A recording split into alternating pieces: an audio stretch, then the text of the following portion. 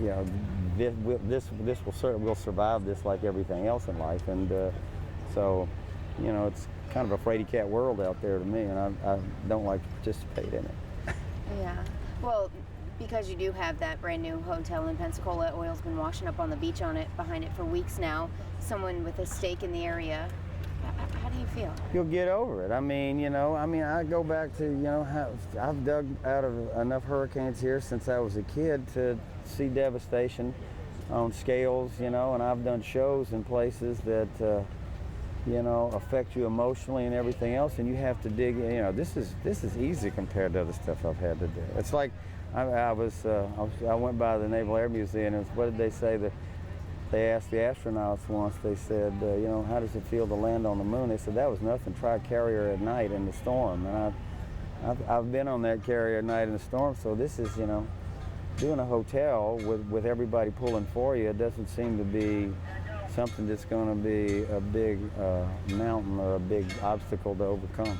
Do you kind of feel like you're helping the area get over this oil spill in two different ways, with this concert and with your hotel opening in the midst of all this? I certainly do. I mean, I think people have, you know, it's what we simply do. I mean, as I said before, I'm no expert on the politics or the economy. Obviously, the economic ramifications are obvious if you look around, and the ecological ones, unfortunately, nobody really has a clue yet. So I try to find things to work on that are working in a positive degree about how do we you know, I'm working with some people over at the Gulf Specimen Lab in Panacea, you know. How do we replant the Gulf after all this, you know? And those are things that you can get involved with now, and what's really going on out there species-wise and seafood-wise, and then kindle in the back of everybody's mind that it might be time to look at an alternate energy source, for God's sakes, you know. And I don't think that, you know, that those are things that, you know, they're not on everybody's table, and I like to put them out there, you know, because everybody's thinking about the negative side, so it'd be nice to think about positive. So when we roll into town, as I've said before, we're good for 2 hours away from anything, you know. I've worked in combat zones, I've worked some really hard shows in some really hard situations, and I can speak from the voice of experience that 2 hours of fun in the middle of chaos or tragedy helps. Are those some of the messages you're going to be passing on to the audience tomorrow night? I'm not going to do a lot of talking, because it's hard to talk to 40,000 people, because you got to talk real slow, and I'm not really good at that.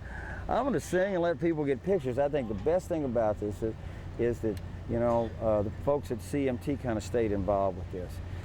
And, you know, once the whole first thing, you know, we were set to go and everybody was coming, and you know, I mean, nobody wanted to pull the plug on that thing, for God's sakes.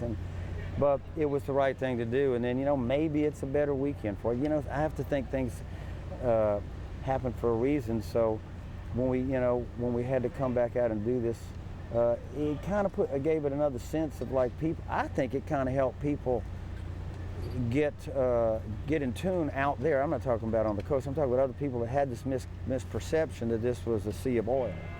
You know, it's horrible, and there's no doubt about that. But as you know, and as I know, I mean, I walked out and I was doing interviews when I came a couple of weeks ago, and people were swimming, and the beaches look pretty good, and there's people monitoring, and that's the way it's going to be for a while.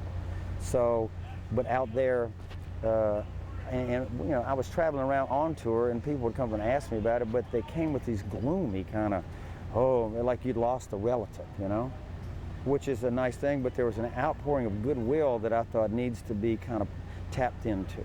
And people they said, what can we do? And I thought, well, the best thing you do is go down there and, you know, they've lost their season. Let's see if we can regenerate it. So that is kind of fun. And it's obvious that it's happened, and I feel good about that. Are you putting this on CMT so people around the country can see not only you, but the surroundings? I'd rather them, yeah. I mean, they see a lot of me. I'd rather them see exactly that. You know, as I was just talking to one of the directors up there, they said, you know, if it stays like this, I mean, because if we'd have done it that weekend, it was miserable. It was raining, remember, and you go, man, just what we need, a gloomy, rainy day on the coast. So keep your fingers crossed, but the weather forecast, you see 35, 40,000 people out here having fun, that's going to resonate. And I think, you know, it'll resonate on CMT, and thanks to them for sticking in, because, you know, they could have pulled the plug on this thing. And I wouldn't have. The first thing I did is I said, I understand that, you know, your costs are going up, and you know, you made a commitment. I understand you, but they said we're not, you know. So they said, no, we're in it, and I think it'll work out. And I think that shot and seeing people having a good time out there, like I said, I hope they do more of them. But I've been in things like this. There'll be a lot more. This might be the last one. You never know, you know. But I think everybody will have a good time. And if going to Lulu's and playing that other day was any indication to a lot more people, that's what's going to happen here, and I sure hope so.